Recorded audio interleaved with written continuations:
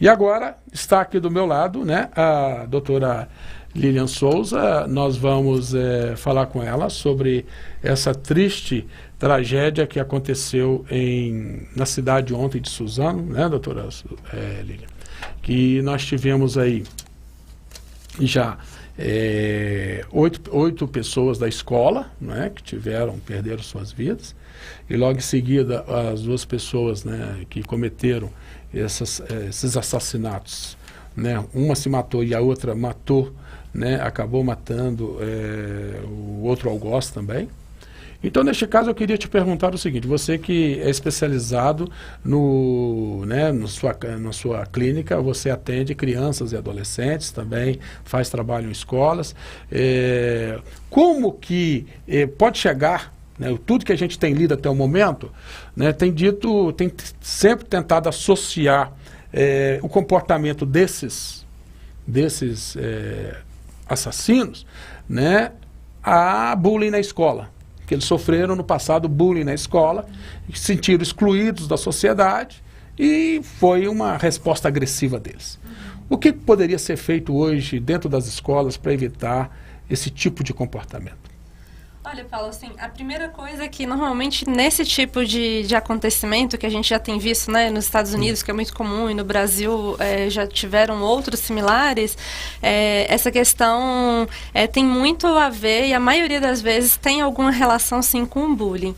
O que a escola, né, como um papel de educador, a gente tem que entender que a escola é o primeiro lugar onde as crianças e adolescentes aprendem a como conviver em sociedade. Então, nesse local, eles têm que aprender, né, conceitos de ética, moral, respeito, empatia, né, para que consiga ali aprender uma forma de conviver em sociedade que seja saudável, né, e não praticando o bullying, que é uma violência psicológica, né, contra as outras crianças, os outros adolescentes. Mas a criança, né, toda criança em si não pratica o bullying?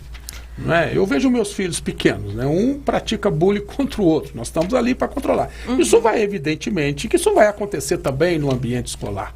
Como controlar esse comportamento que é quase que da natureza da conduta da criança, brincar com outro colega, ter esse tipo de intriga com outro colega.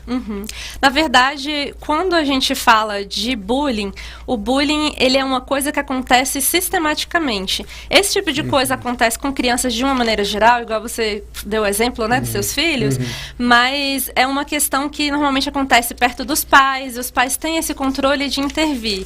O bullying na escola normalmente acontece quando não tem ninguém como supervisor perto, no horário de intervalo, normalmente acontece em grupo, né, e se utiliza características que são da própria pessoa, né, então às vezes é uma criança com obesidade, com sobrepeso, ou uma estatura, né, ou seja, muito alto ou muito baixo, muitas espinhas, características que fogem desse padrão de normalidade, né, e aí acaba ferindo eles como pessoas, porque são características que determinam quem eles são, né? Então, quando afeta isso, pode sim provocar questões mesmo de sofrimento emocional, sofrimento psíquico e às vezes chegar, né, num limite como esse. Eu estive lendo, né, sobre as reações que tem tido nos Estados Unidos, porque, veja só, olha como é que é o dado dos Estados Unidos. No mundo até hoje estão contabilizados cerca de 400 ataques a escolas desse tipo, como aconteceu hoje no Brasil. Nos últimos 10 anos, só nos Estados Unidos aconteceram 288 ataques dessa forma. E dali os estudiosos, psicólogos lá nos Estados Unidos, eles associam, primeiro, que todas as situações você tem o bullying, né? Mais de 80% está ali o bullying presente. São pessoas que eram vítimas de bullying. Segundo aspecto que esses psicólogos chamam a atenção é que a pessoa não bastava só o bullying.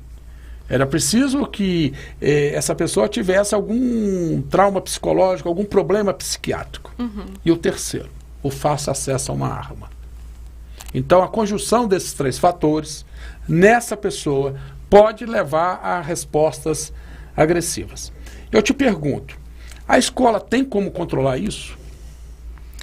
Olha, acredito que como qualquer problema, né, de se conviver em sociedade, a escola ela tem esse papel, sim, educador. Às vezes o que o pai não consegue, né, o pai ou a mãe não consegue fazer em casa, devido a configurações familiares, a outras questões que acabam afetando, a escola ela precisa participar disso, né? Que é esse trabalho mesmo de respeito e de empatia. Isso faz toda a diferença. Isso tem que fazer parte do conteúdo programático, do plano de ensino. Os professores no dia a dia da sala de aula, né? Mesmo dentro dos conteúdos que já são comuns, tentar inserir exemplos, coisas desse tipo, para que as crianças e adolescentes aprendam uma forma saudável, uma forma que te traga uma saúde mental e não um sofrimento. E esse sofrimento, né, evoluir. Agora, chama a atenção o seguinte, pelo que você está colocando, na verdade não é uma situação apenas da escola, quer dizer, é escola e família, né? Uma complementa a ação da outra.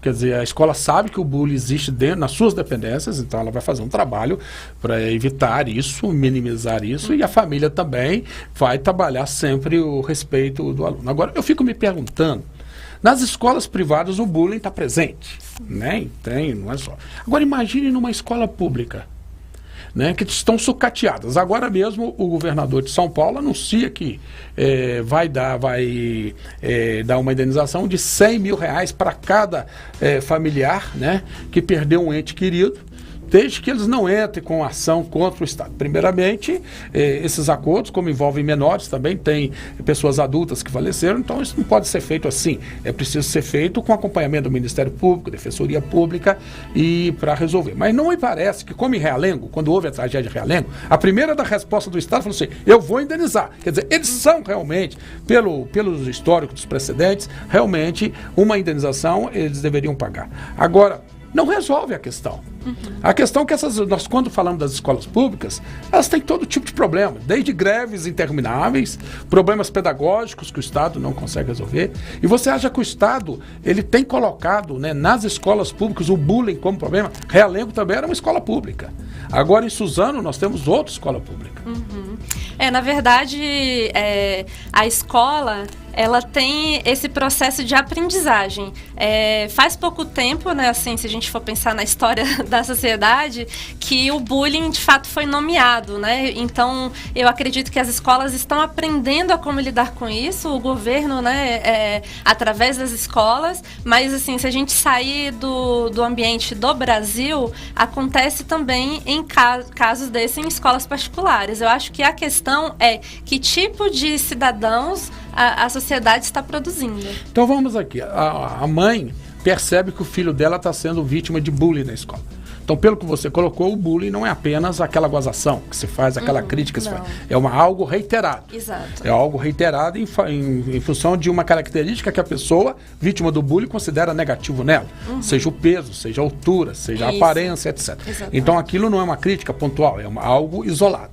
Então, a mãe percebe, o pai percebe em casa que o filho ou a filha estão sofrendo esse tipo de procedimento na escola. Então, qual que é o primeiro procedimento que a mãe deve tomar nesse caso? Olha, a primeira coisa que tem que ser feita é procurar, né, a coordenação pedagógica da escola, a direção, para sinalizar que tem alguma coisa ali acontecendo na escola que eles precisam intervir. Uma outra questão é que os pais procurem auxílios de profissionais, né? Então, eu atendo crianças e adolescentes em clínicas e que os pais perceberam algum tipo de comportamento diferente, a criança ou o adolescente mais introspectivo ou com comportamentos um pouco mais agressivos do que o normal para aquela idade, ou com dificuldade de socialização. Então, percebem que tem alguma dificuldade relacionada com essas questões sociais. Então, procuram ajuda de profissional exatamente para tratar desse sofrimento emocional e psíquico, para que a situação não se agrave. Então...